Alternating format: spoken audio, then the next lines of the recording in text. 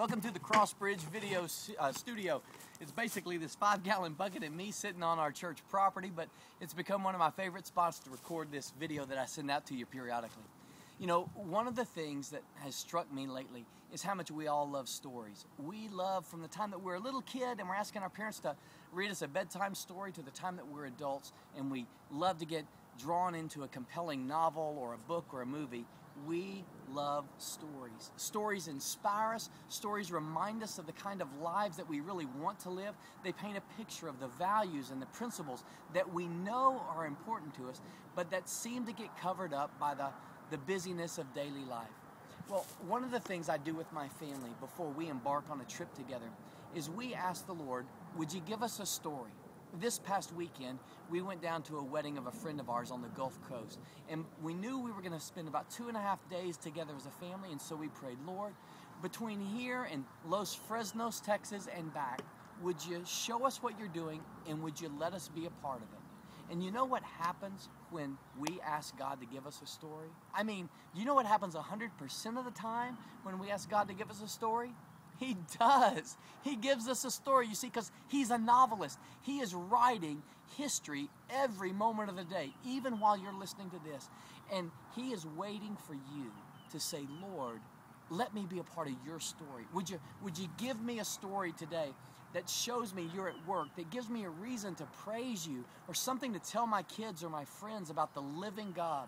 There were at least twice on our trip where we knew God was moving and that He was writing us into His story. One of those was a man who was running a fishing expedition, and he was clearly a hurting individual.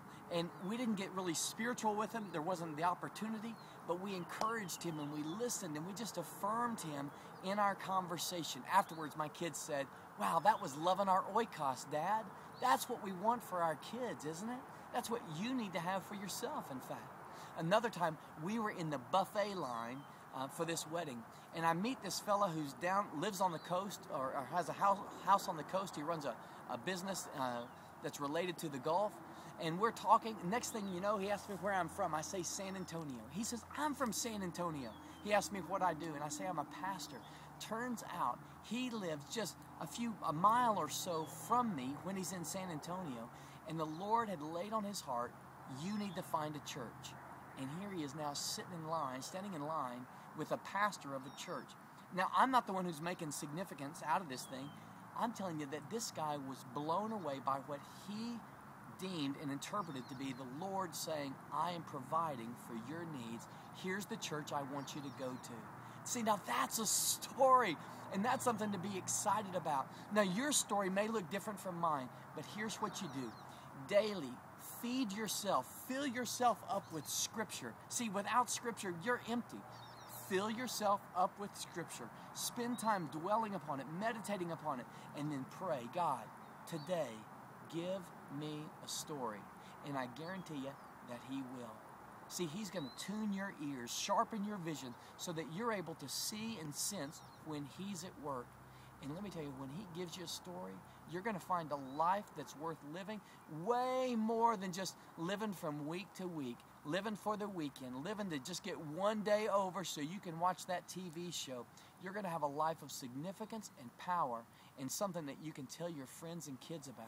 And it's going to be great. This Sunday, I'm going to share some of those, some more stories with you, not just from my life, but from the lives of others.